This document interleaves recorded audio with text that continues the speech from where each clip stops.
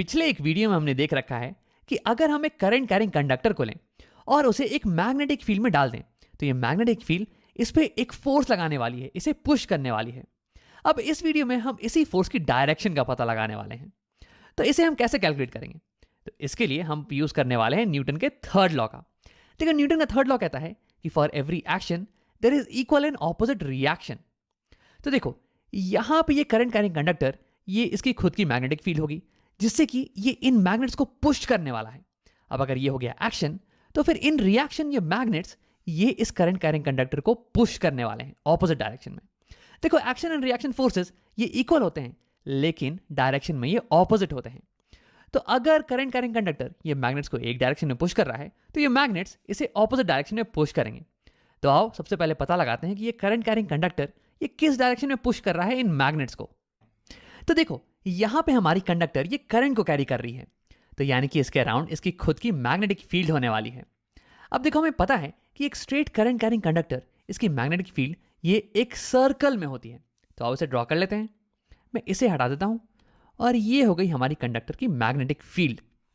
अब देखो, इस फील्ड की डायरेक्शन का पता लगाने के लिए हम राइट हैंड थंब रूल का इस्तेमाल करेंगे, जो कि कहता है कि अगर तुम वायर को अपने राइट हैंड से पकड़ो और थंब तुम्हारी पॉइंट कर रही हो करंट के डायरेक्शन में, तो फिर जिस डायरेक्शन में तुम्हारी उंगलियां मुड़ेंगी वो हो जाएगी मैग्नेटिक फील्ड की डायरेक्शन, और वो इस केस में इस डायरेक्शन में होने वाली है। अब आओ एक बार याद कर लेते हैं कि मैग्नेटिक फील्ड की डायरेक्शन ये हमें क्या बताती है। तो देखो, अगर मैं फील्ड पे यहां पे एक छोटा सा मैग्नेट को रख दूं तो उसकी नॉर्थ पोल ये राइट डायरेक्शन में एक फोर्स को महसूस करने वाली है। और सिमिलरली अगर मैं फील्ड पे यहां पे वायर के पीछे इस पॉइंट पे एक छोटे से मैग्नेट को रख दूं तो उसका नॉर्थ पोल ये लेफ्ट डायरेक्शन में फोर्स को फील करने वाला है। तो यही बताती है हमारी मैग्नेटिक फील्ड लाइन की डायरेक्शन, कि अगर तुम किसी भी पॉइंट पे एक छोटे से मैग्नेट को रखो तो उसकी नॉर्थ पोल किस डायरेक्शन में फोर्स को फील करेगी। अब इसकी मदद से हम ये पता लगा सकते हैं कि ये पोल्स किस डायरेक्शन में फोर्स को फील कर रही है। तो क्यों नहीं तुम वीडियो को एक बार पॉज करो और इसे खुद से बनाओ, इसके बाद हम साथ साथ में देख लेंगे इसे। अब अगर तुमने ट्राई कर लिया तो आओ देखते हैं। सबसे पहले ये पता लगाते हैं कि ये नॉर्थ पोल ये किस डायरेक्शन में फोर्स को फील कर रही है। तो देखो, इस पॉइंट पे मैग्नेटिक फील्ड ये पॉइंट कर रही है इस डायरेक्शन में, आउट ऑफ द स्क्रीन। इसका मतलब ये हो गया कि अगर इस पॉइंट पे मैं एक छोटे से मैग्नेट को रखूं तो उस मैग्नेट का नॉर्थ पोल ये आउट ऑफ द स्क्रीन एक फोर्स को फील करने वाला है। तो यहां पे रखा हुआ है एक बड़ा सा नॉर्थ पोल, तो यानी कि ये भी एक out of the screen force को फील करने वाला है, कुछ ऐसे इस डायरेक्शन में। हाँ, अब आप बात करते हैं साउथ पोल की, ये किस डायरेक्शन में फोर्स को एक्सपीरियंस करेगा। तो अगर तुमने पहले ट्राई नहीं किया तो इस बार फिर से वीडियो को पॉज करके एक बार ट्राई कर लो। अब अगर तुमने ट्राई कर लिया है तो अब देखते हैं। देखो, इस पॉइंट पे फील्ड लाइन ये पॉइंट कर रही है इनटू द स्क्रीन, यानी कि इस पॉइंट पे अगर मैं एक छोटे से मैग्नेट को रखूं तो उसका नॉर्थ ये पॉइंट करने वाला है इनटू द स्क्रीन। लेकिन यार, यहां पे तो मेरे पास एक बड़ी सी साउथ पोल है, ये कहां पॉइंट करेगी? तो देखो, साउथ पोल ये नॉर्थ पोल के बिल्कुल ही ऑपोजिट पॉइंट करती है। अगर यहां पे नॉर्थ पोल ये इनटू द स्क्रीन पॉइंट करेगी तो हमारी साउथ ये पॉइंट करनी चाहिए आउट ऑफ द स्क्रीन, यानी कि ये साउथ पोल भी ये इस डायरेक्शन में फोर्स को एक्सपीरियंस करेगी आउट ऑफ द स्क्रीन, यानी कि दोनों ही पोल्स ये फोर्स को एक्सपीरियंस कर रहे हैं आउट ऑफ द स्क्रीन। यानी कि अगर यहां पे एक बड़ा सा हॉर्सशू मैग्नेट होता तो यानी कि ये पूरा का पूरा मैग्नेट ये फोर्स को एक्सपीरियंस कर रहा होता आउट ऑफ द स्क्रीन, यानी कि ये करंट कैरिंग कंडक्टर ये इस मैग्नेट को पुश कर रही होती आउटवर्ड्स। तो न्यूटन के थर्ड लॉ के अनुसार ये मैग्नेट इस करंट कैरिंग कंडक्टर को पुश कर रहा होता इनवर्ड इनटू द स्क्रीन, यानी कि इस करंट कैरिंग कंडक्टर पे फोर्स ये कुछ इस डायरेक्शन में एक्ट कर रही होती। तो ऐसे हमने पता लगा लिया कि जब एक करंट कैरिंग कंडक्टर एक मैग्नेटिक फील्ड में रखा जाए तो उस पर फोर्स किस डायरेक्शन में एक्ट करती है। लेकिन देखो यार, ये तो बहुत ही लंबा तरीका पड़ रहा है। सबसे पहले हमने वायर के कारण मैग्नेटिक फील्ड की डायरेक्शन का पता लगाया, और फिर इस फील्ड के कारण इस मैग्नेट पे लगने वाले फोर्स की डायरेक्शन का पता लगाया, और फिर थर्ड लॉ का इस्तेमाल करके। अरे ये तो बहुत ही लंबा पड़ रहा है। काश हमारे पास कोई शॉर्टकट होता जिससे कि हम इस पूरी चीज को याद रख पाते। मतलब कि हमने यहां पे ये पता लगाया है कि अगर मैग्नेटिक फील्ड राइट डायरेक्शन में हो और करंट ऊपर की तरफ जाए तो फिर वायर पे फोर्स ये इनटू द स्क्रीन के डायरेक्शन में लगने वाला है। अब अगर कोई ट्रिक हो जिससे कि हम इस चीज को याद रख सकें तो फिर ये बड़ा ही आसान हो जाने वाला है। कल को कोई भी सवाल आएगा ना तो तुम डायरेक्टली इसे बता सकते हो। तो हाँ, हमारे पास एक ट्रिक है और इसे हम बुलाते हैं फ्लेमिंग्स लेफ्ट हैंड रूल। तो ये रूल कहती है कि तुम अपने लेफ्ट हैंड को कुछ ऐसे खोलना कि तुम्हारी थंब, फोर फिंगर और मिडिल फिंगर ये तीनों ही एक दूसरे के परपेंडिकुलर हो। देखो, यहाँ पे ये दोनों उंगलियां एक दूसरे के परपेंडिकुलर हैं, ये दोनों भी आपस में परपेंडिकुलर हैं और ये दोनों भी आपस में परपेंडिकुलर हैं। तो फिर अगर तुम्हारी मिडिल फिंगर ये करंट की डायरेक्शन में पॉइंट करे और तुम्हारी फोर्थ फिंगर ये मैग्नेटिक फील्ड की डायरेक्शन में पॉइंट करे, तो फिर जिस डायरेक्शन में तुम्हारा थंब पॉइंट कर रहा होगा ना, वही हो जाने वाली है वायर पे लगने वाले फोर्स की डायरेक्शन। अब कौन सी उंगली किस चीज को रिप्रेजेंट कर रही है, इसे याद रखने के लिए मैं एफ बी आई का इस्तेमाल करता हूं। देखो, एफ से हो गया फोर्स, बी से हो गई मैग्नेटिक फील्ड। तो हाँ, मैग्नेटिक फील्ड के लिए हम एम का इस्तेमाल नहीं करते हैं बल्कि बी का इस्तेमाल करते हैं। और आई से हो गया करंट। तो याद रखने के लिए तुम एफ बी आई का इस्तेमाल करना, एफ बी आई। अब देखो, इस एग्जांपल में मैग्नेटिक फील्ड ये पॉइंट कर रही है राइट डायरेक्शन में, तो यानी कि एफ बी आई ये वाली उंगली ये राइट डायरेक्शन में पॉइंट करनी चाहिए। और करंट ये हमारा पॉइंट कर रहा है ऊपर के डायरेक्शन में, तो यानी कि ये वाली उंगली ये ऊपर के डायरेक्शन में पॉइंट करनी चाहिए। अब देखो, मेरी थंब ये पॉइंट कर रही है इनटू द स्क्रीन और थंब बताती है फोर्स के डायरेक्शन को, तो यानी कि इस एग्जांपल में फोर्स का डायरेक्शन ये इनटू द स्क्रीन पॉइंट करना चाहिए। अब यार, यही तो आया था हमारे लंबे चौड़े प्रोसेस से कि force into the screen point कर रही है। अब हमें उस प्रोसेस की जरूरत नहीं है, हम फ्लेमिंग के लेफ्ट हैंड रूल की मदद से इसे आसानी से पता लगा सकते हैं। तो आओ एक और प्रॉब्लम करके इसे अच्छे समझ लेते हैं। तो यहां पे मैग्नेटिक फील्ड ये out of the screen point कर रही है। देखो, ड्राइंग में उतनी अच्छी से नहीं दिख रही होगी, लेकिन तुम इमेजिन कर लो। और हाँ, यहाँ पे करंट ये राइट डायरेक्शन में पॉइंट कर रहा है। तो एक बार वीडियो को पॉज करो और इसे खुद से करने की कोशिश करो। अब अगर तुमने ट्राई कर लिया है तो आओ देखते हैं। तो हम अपने लेफ्ट हैंड को लाने वाले हैं और तीनों उंगलियों को स्ट्रेच करेंगे, एफ बी आई। एफ बता देगा फोर्स की डायरेक्शन और बी ये हो गई मैग्नेटिक फील्ड की डायरेक्शन। तो ये कुछ स्क्रीन से बाहर की तरफ पॉइंट करना चाहिए, कुछ ऐसे। और फिर मेरी आई पॉइंट करेगी राइट डायरेक्शन में। तो देखो, थंब ये बताएगा फोर्स की डायरेक्शन और ये पॉइंट कर रहा है नीचे की तरफ, डाउनवर्ड डायरेक्शन में। तो यानी कि फोर्स ऑन द वायर ये होने वाला है डाउनवर्ड डायरेक्शन में। अब देखो, एक आखिरी चीज, वैसे तो तुम्हें इसकी जरूरत है नहीं, लेकिन फिर भी मैं ये तुम्हें बताना चाहूंगा। देखो, क्या होगा अगर मैग्नेटिक फील्ड और करंट ये आपस में परपेंडिकुलर नहीं हो, जैसे कि इस डायग्राम में देख लो। तो सवाल ये है कि क्या होगा अगर करंट और मैग्नेटिक फील्ड ये 90 डिग्रीज के एंगल पे नहीं हो तो देखो, असल में फोर्स की डायरेक्शन इसमें कोई भी चेंज नहीं आने वाला है। हाँ, फोर्स की वैल्यू थोड़ी कम हो जाएगी, लेकिन उसकी डायरेक्शन ये बिल्कुल ही सेम रहने वाली है। देखो, फोर्स की डायरेक्शन ये डिपेंड नहीं करती है कि मैग्नेटिक फील्ड और करंट इन दोनों के बीच का एंगल क्या है। ये अगर 90 डिग्रीज नहीं भी होना, तो भी हम फ्लेमिंग के लेफ्ट हैंड रूल का इस्तेमाल करके फोर्स की डायरेक्शन का पता लगा सकते हैं। लेकिन देखो, फोर्स ये हमेशा परपेंडिकुलर होगा इन दोनों उंगलियों के, लेकिन ये दोनों उंगलियां ये आपस में परपेंडिकुलर हो, इसकी जरूरत नहीं है। लेकिन अभी के लिए तुम्हें इसकी टेंशन लेने की जरूरत है नहीं। तुम्हें जो भी सवाल मिलेंगे ना, जनरली उनमें ये दोनों उंगलियां ये आपस में परपेंडिकुलर ही होंगी। अब आओ इस वीडियो को खत्म करते हैं।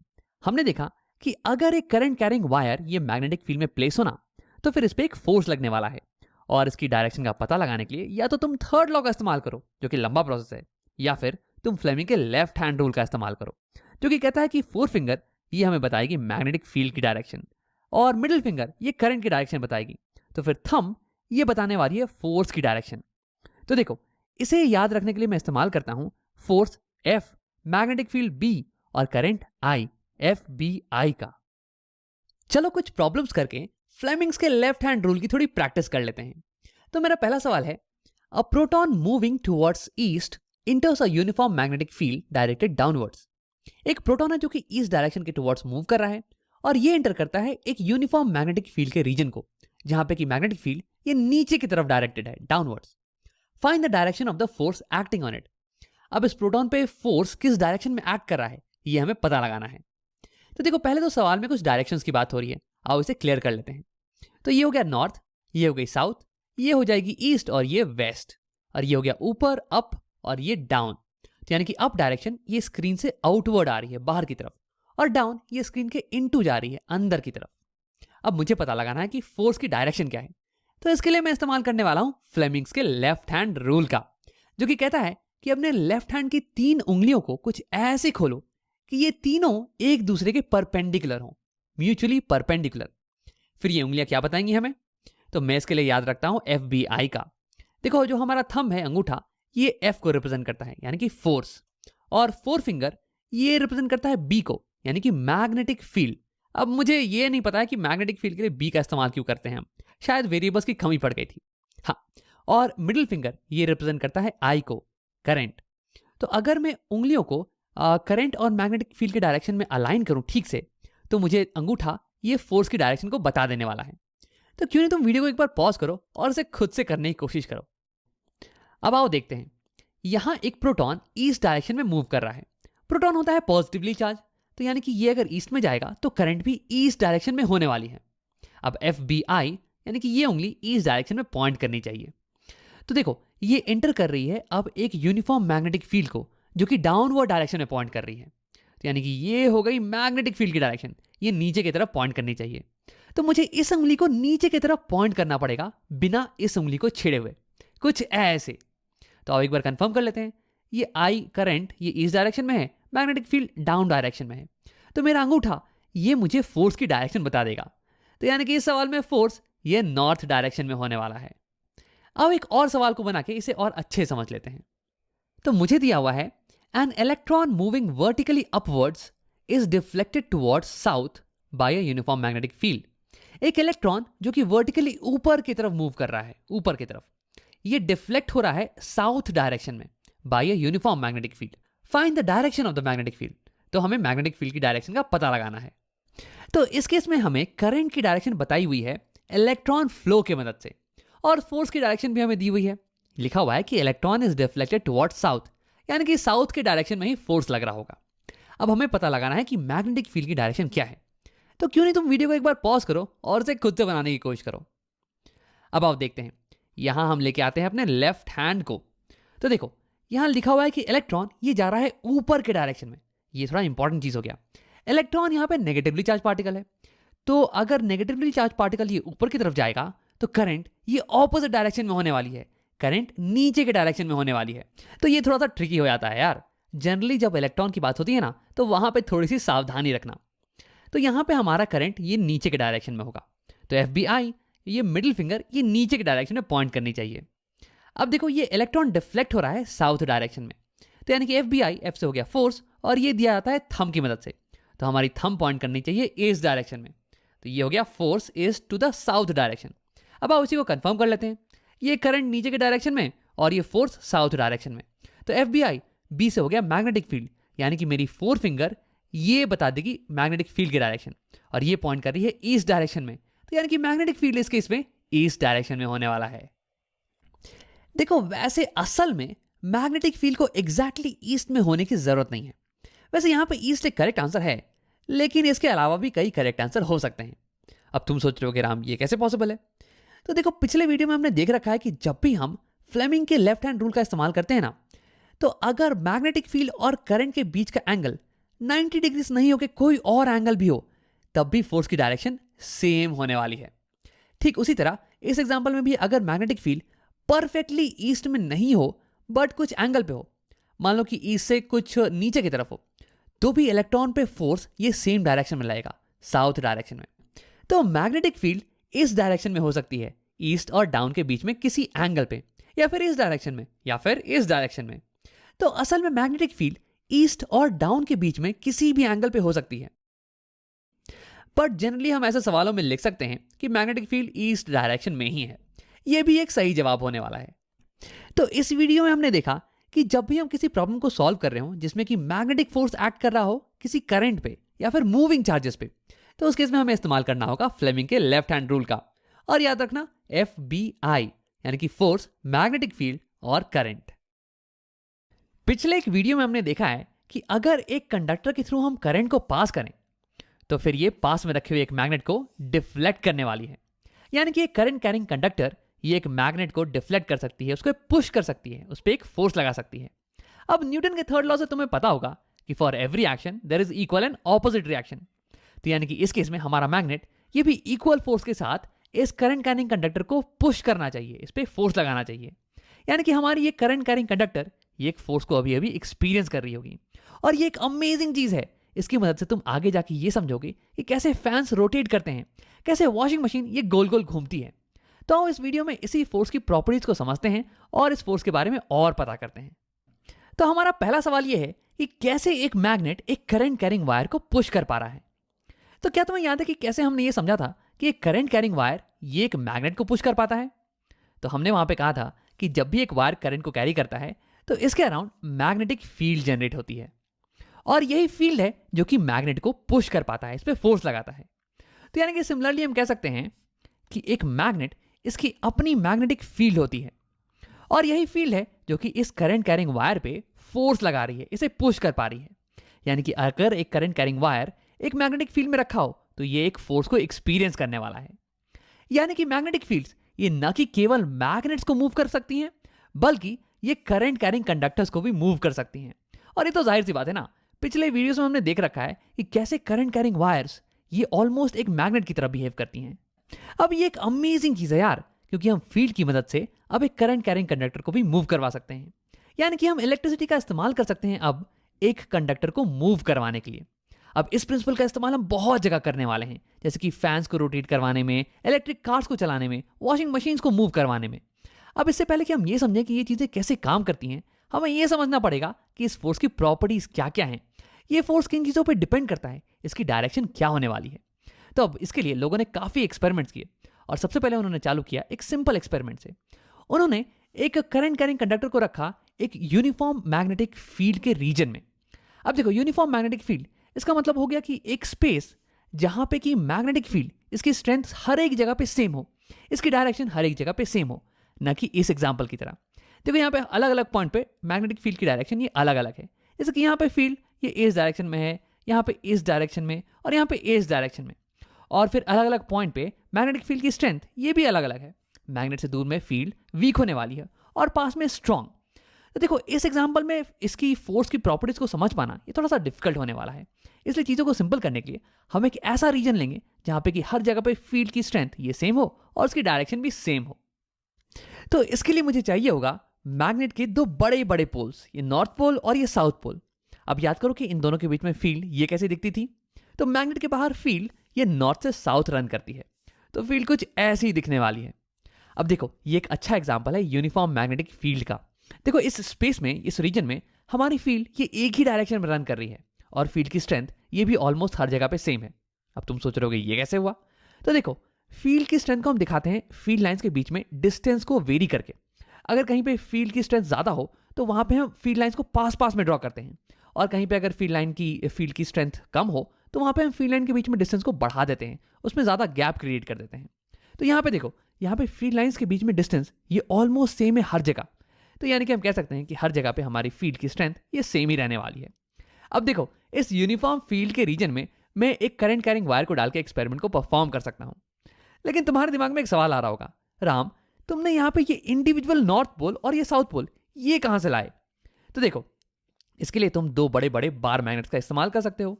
एक बड़ा सा बार मैग्नेट यहाँ पे और एक यहाँ पे। मैंने पूरे मैग्नेट को दिखा के नहीं रखा है। या फिर तुम एक बड़े से हॉर्स शू मैग्नेट का इस्तेमाल कर सकते हो। ये कुछ ऐसा दिखता है, हॉर्स के शू की तरह, यानी कि घोड़े के नाल की तरह। और देखो, यहाँ पे जो पोल्स है ना, ये बिल्कुल ऐसे ही अरेंज्ड है जैसे कि हमें यहाँ पे अपने एक्सपेरिमेंट में चाहिए। तो हाँ, ये हो गया हमारा यूनिफॉर्म मैग्नेटिक फील्ड का रीजन। और यहाँ पे अगर मैं एक करंट कैरिंग वायर को रखूँ तो इस मैग्नेटिक फील्ड के कारण ये एक फोर्स को एक्सपीरियंस करने वाला है। अब आओ कुछ एक्सपेरिमेंट्स करते हैं और इसी फोर्स की कुछ प्रॉपर्टीज के बारे में समझते हैं। तो ये हो गई मेरी करंट कैरिंग वायर और इसे मैंने डाल दिया है मैग्नेटिक फील्ड के बीच में। अब ये एक फोर्स को एक्सपीरियंस करने वाला है। तो देखो, सबसे पहली चीज हमें यह पता चली कि इस वायर पे लगने वाला फोर्स ये कैसे रिलेटेड है इस वायर के थ्रू बहने वाले करंट से। मतलब कि अगर मैं इस वायर में ज्यादा करंट को फ्लो करवाऊं ना, तो क्या ये अब ज्यादा फोर्स को एक्सपीरियंस करेगा या फिर कम फोर्स को या फिर सेम फोर्स को। तुम क्या सोचते हो? एक बार वीडियो को पॉज करो और उसके बारे में खुद से सोचने की कोशिश करो। अब अगर तुमने ट्राई कर लिया है तो आओ देखते हैं। देखो, हमने ये देख रखा है कि ये करंट कैरिंग वायर ये एक मैग्नेट की तरह बिहेव करता है, और जब हम एक मैग्नेट को एक मैग्नेटिक फील्ड में डालते हैं ना, तो फिर ये एक फोर्स एक्सपीरियंस करता है। तो देखो, यहां पे इस केस में अगर हम इस करंट को बढ़ा दें तो यानी कि ये वायर एक स्ट्रॉन्गर मैग्नेट की तरह बिहेव करने वाला है, और अगर तुम एक स्ट्रॉन्ग मैग्नेट को मैग्नेटिक फील्ड में डालो तो ये ज्यादा फोर्स को एक्सपीरियंस करने वाला है। तो यानी कि इस केस में अगर हम करंट को बढ़ाएंगे तो ये एक स्ट्रॉन्ग मैग्नेट की तरह बिहेव करेगा और ये ज्यादा फोर्स एक्सपीरियंस करेगा। तो यही है हमारा रिजल्ट नंबर 1।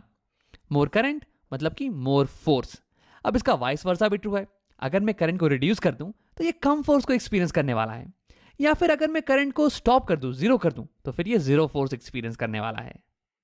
अब एक्सपेरिमेंट से एक और नई चीज सामने निकल के आई और ये बहुत ही इंटरेस्टिंग है। इसे हम गेस बिल्कुल भी नहीं कर सकते थे, और वो ये है कि जो force on the current carrying wire है ना, ये डिपेंड करता है एंगल पे, angle between the current carrying wire and the magnetic field.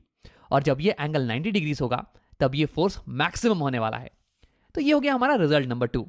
Maximum force तब एक्सपीरियंस करेगी वायर जब वायर परपेंडिकुलर हो मैग्नेटिक फील्ड के।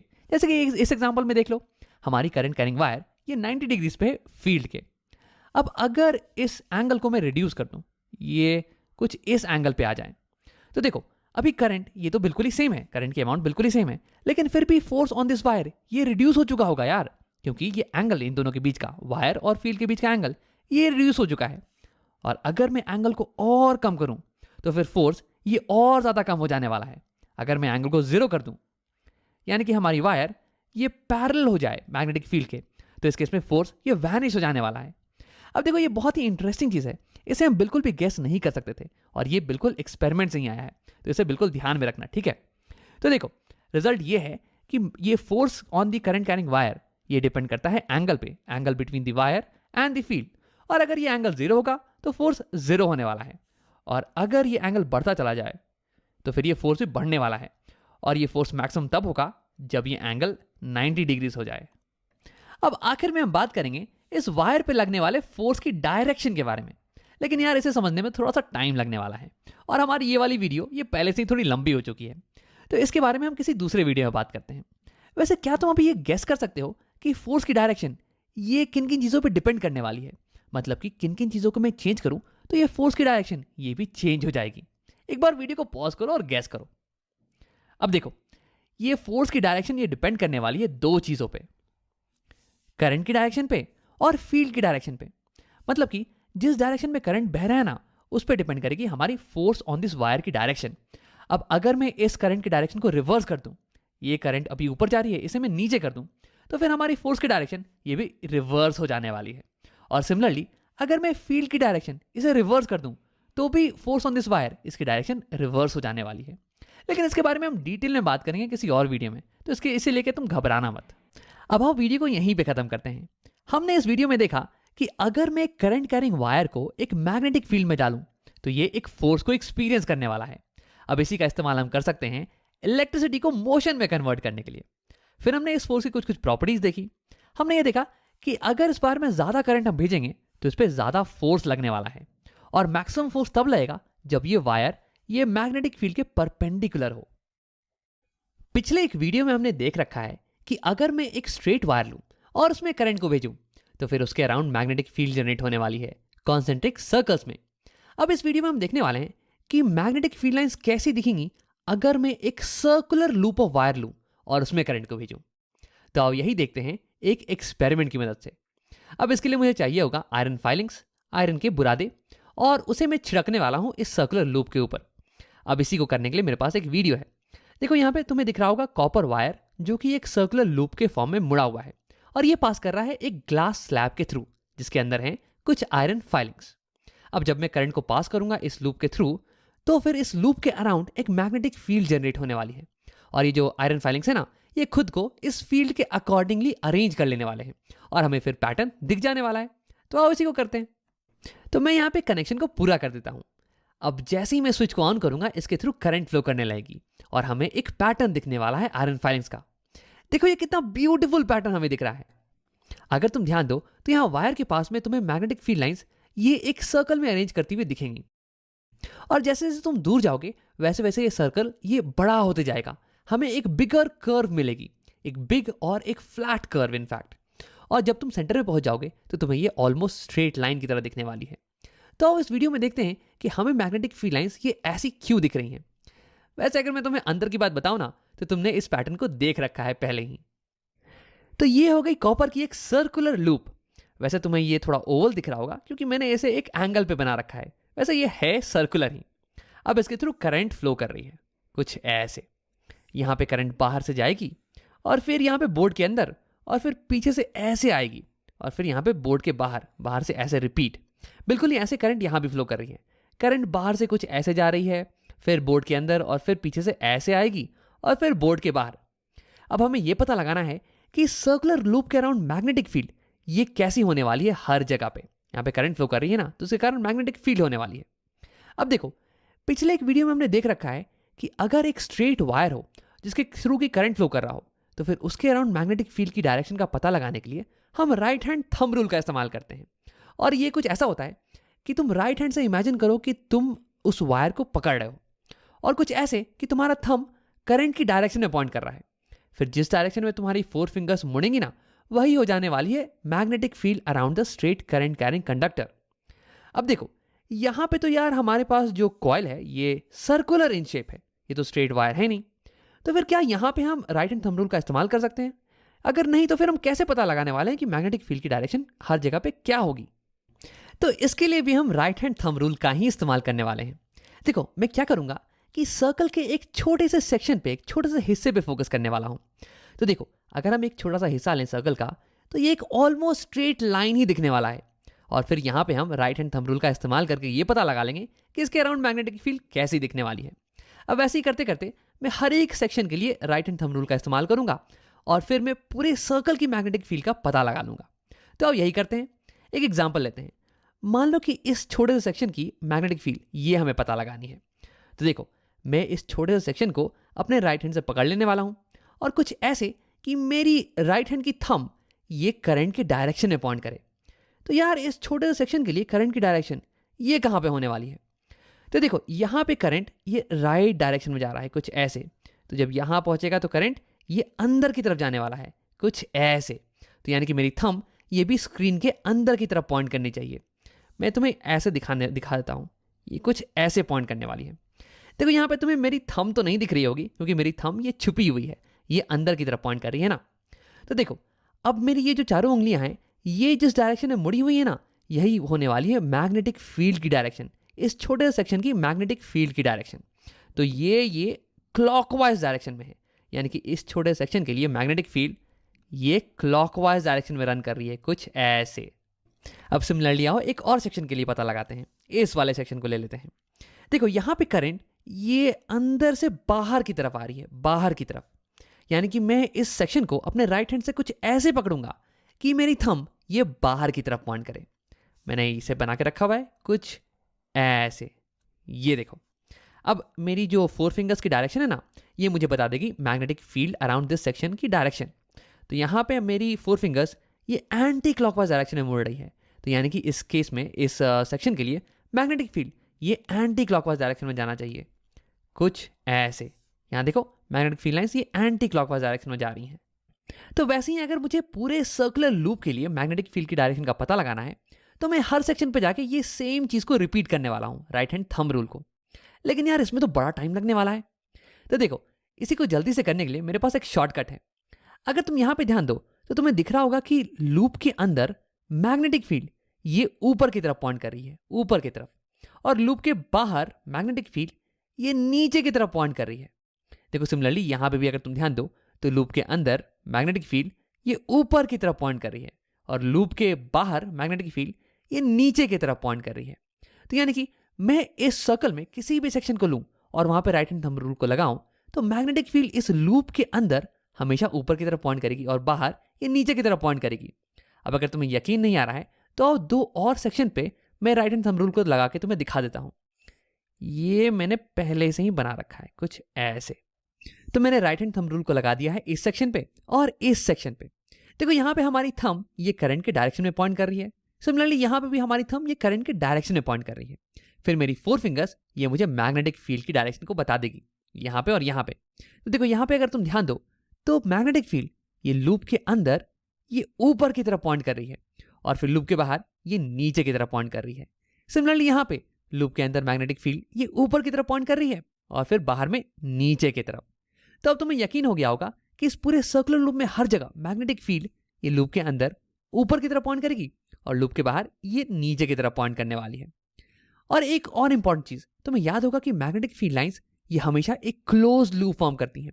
ऐसा कभी नहीं होगा कि मैग्नेटिक फील्ड लाइंस ये एक पॉइंट से स्टार्ट करेंगी और कहीं और जाके एंड करने वाली है। नहीं, ये हमेशा एक क्लोज लूप फॉर्म करती हैं। तो इसकी मदद से मैं ये कह सकता हूं कि हर जगह पे मैग्नेटिक फील्ड लाइंस ये अंदर में ये ऊपर की तरफ पॉइंट करेंगी, और फिर बाहर आके ये बेंड करेंगी नीचे की तरफ, और फिर ये क्लोज लूप को फॉर्म करने वाली है। कहीं पे भी, यहां भी क्लोज लूप, यहां पे भी क्लोज लूप, यहां पे भी ऐसे क्लोज लूप। क्या तुम इसे इमेजिन कर पा रहे हो? और मैं तुम्हें इसे ड्रॉ करके दिखाता हूं। इन 2 एक्स्ट्रा हैंड्स को छुपा देते हैं। हाँ, और हमारी मैग्नेटिक फील्ड लाइंस ये फाइनली ऐसे दिखने वाली है। देखो हर जगह पे ये अंदर में ऊपर की तरफ पॉइंट कर रही है, ऊपर की तरफ, और फिर ये बाहर जाके ये लूप को क्लोज कर रही है, नीचे आ रही है और फिर ये लूप को क्लोज कर रही है हर जगह। और ये पैटर्न बिल्कुल ही हमारे एक्सपेरिमेंट की तरह दिख रहा है। ये देखो यहाँ पे भी क्लोज लूप हो रहा है। अब आओ एक आखिरी चीज, क्या तुमने इस फील्ड लाइन के पैटर्न को पहले कहीं और देख रखा है? आओ मैं तुम्हें इमेज को थोड़ा जूम आउट करके दिखाता हूं। तो ये मैंने इसे हटा दिया, और अगर हम दूर से देखें तो ये कुछ ऐसी लगने वाली है।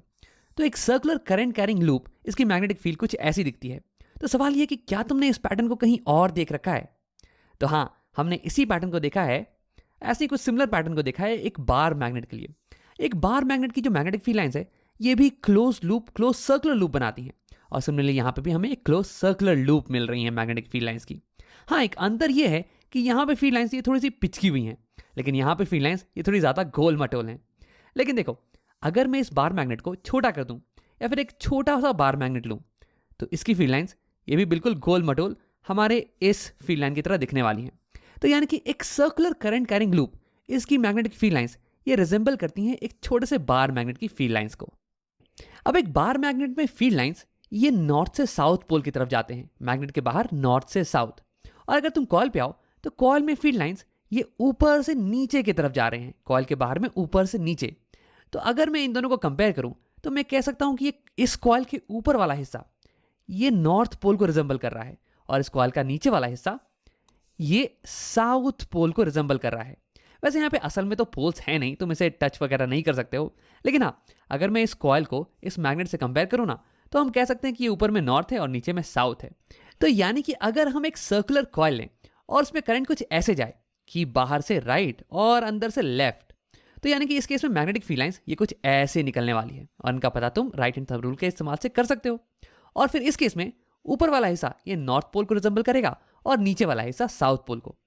अब अगर तुम ज़्यादा प्रैक्टिस करोगे ना, तो इस पूरी चीज़ को तुमको केवल 10 सेकंड के अंदर ही पता लगा सकते हो, और इसे याद करने की ज़रूरत है नहीं। लेकिन किन्हीं किन्हीं किताबों में इसे याद करने का तरीका भी दिया हुआ होगा, कुछ ऐसे।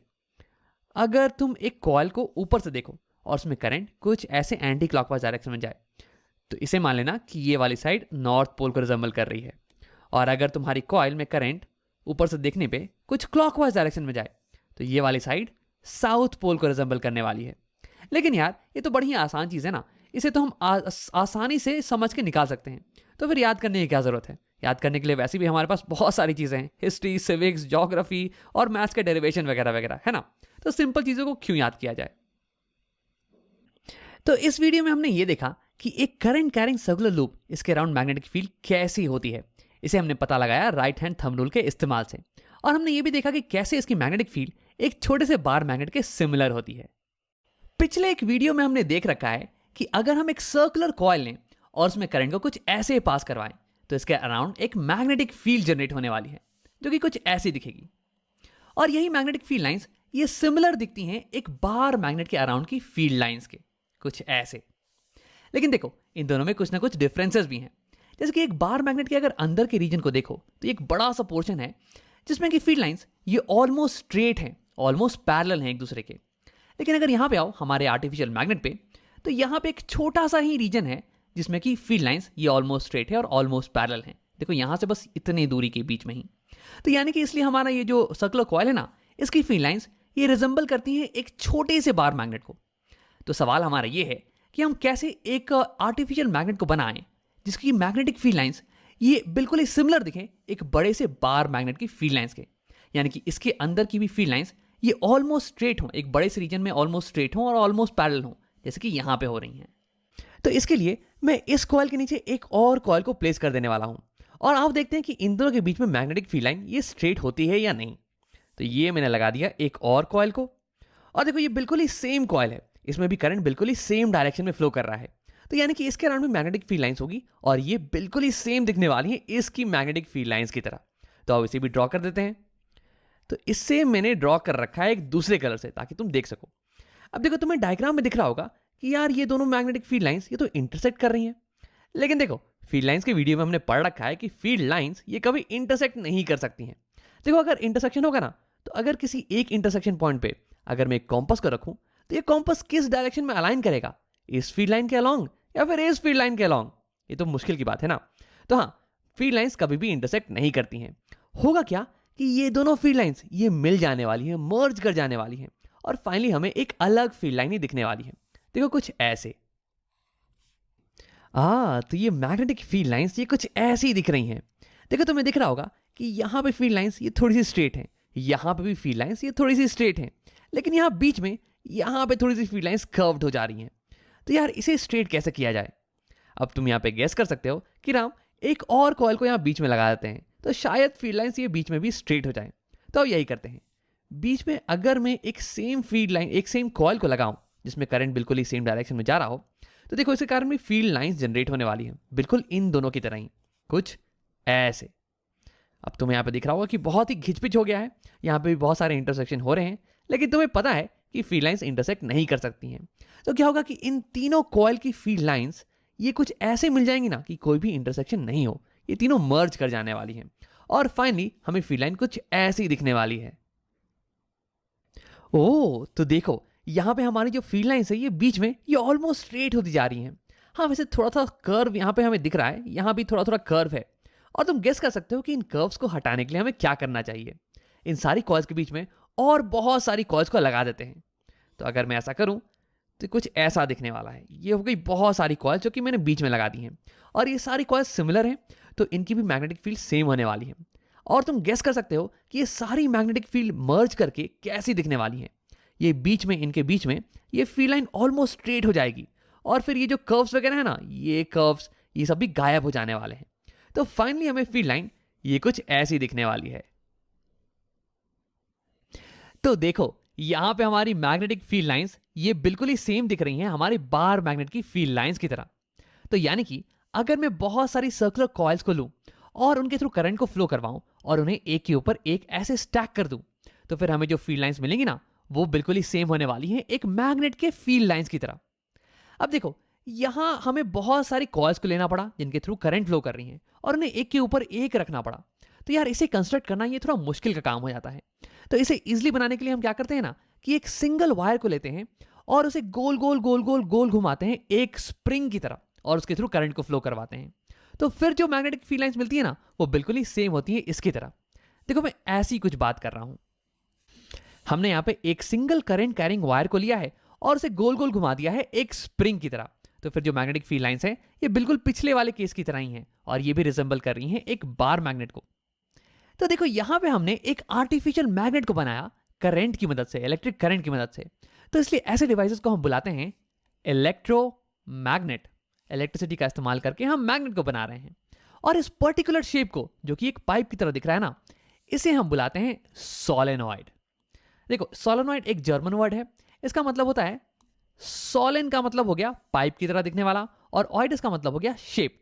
तो यानी कि ये जो शेप है ये एक पाइप की तरह दिख रहा है, तो इसलिए हम बुलाते हैं इसे सोलेनॉइड। और अगर इसके थ्रू मैं करंट को भेजूंगा तो फिर मैग्नेटिक फील्ड ये एक बार मैग्नेट की तरह दिखने वाली है।